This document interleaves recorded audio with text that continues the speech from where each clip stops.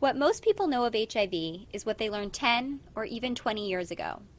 Much has changed since then, and in this presentation we hope to be able to share realistic expectations of parenting an adopted child with HIV. Spence-Chapin is committed to finding families for the most vulnerable children in the U.S. and around the world, including those children living with HIV. Medical advancements allowed children with the HIV infection to lead healthy and happy lives. But according to a study by the Kaiser Foundation in 2009, general public knowledge of the virus has not significantly increased since 1987. As a result, the myths and the stigma surrounding this medical condition prevent many prospective adoptive families from considering these children. HIV is an international public health issue. 69% of all people living with HIV live in sub-Saharan Africa, which makes this the most affected region in the world.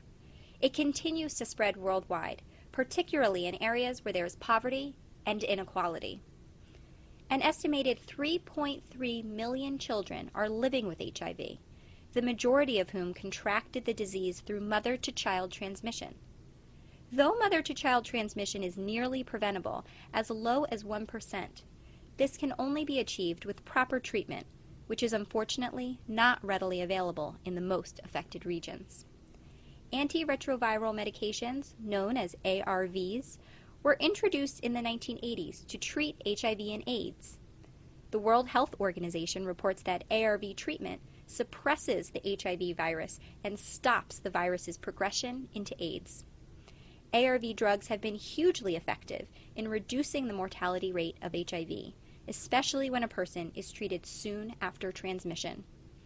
In this presentation, I'll discuss some of the myths and realities of parenting a child with HIV. Myth: my family could contract HIV through casual contact.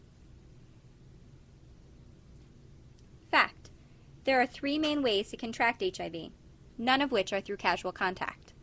The 3 main ways to contract HIV are through sexual contact, sharing used needles, and mother-to-infant transmission at birth or through breastfeeding. Extensive research shows that HIV is not spread through tears, sweat, mucus, urine, feces, or saliva. HIV is not contracted through day-to-day activities of normal family life.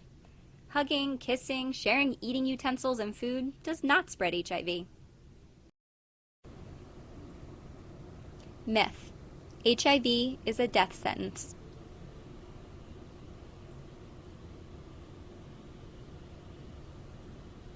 Fact: people with HIV can live a long life.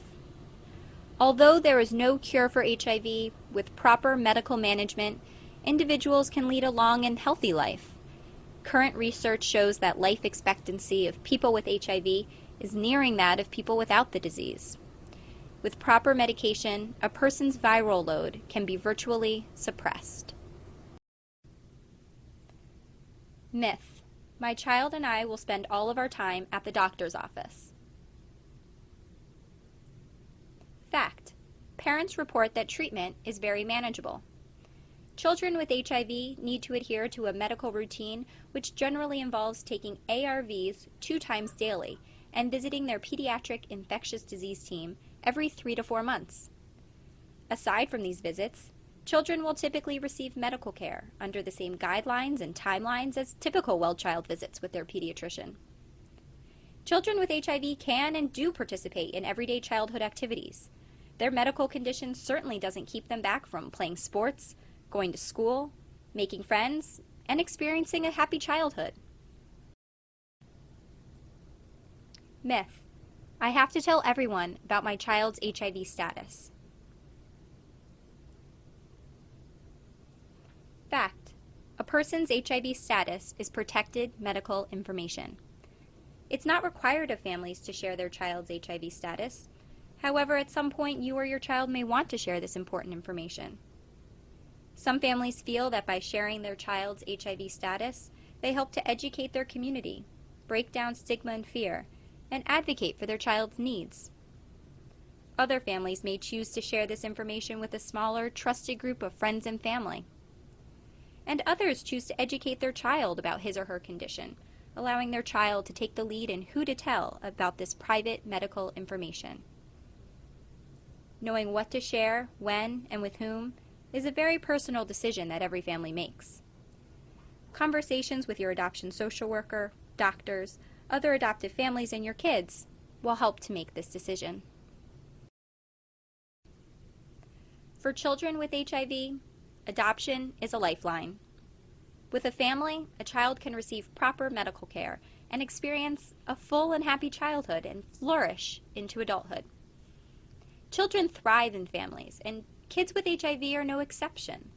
They're no different from every other child who wants to be cuddled and read to and kissed goodnight. If you're considering how a child with HIV may fit within your family, or you want to learn more about the adoption process, we can help you with your questions. Call us at 212-400-8150. Thank you for watching. I encourage you to visit our website for additional HIV resources. Join us on Facebook, follow us on Twitter, and keep up with our families through our adoption blog. We look forward to hearing from you soon.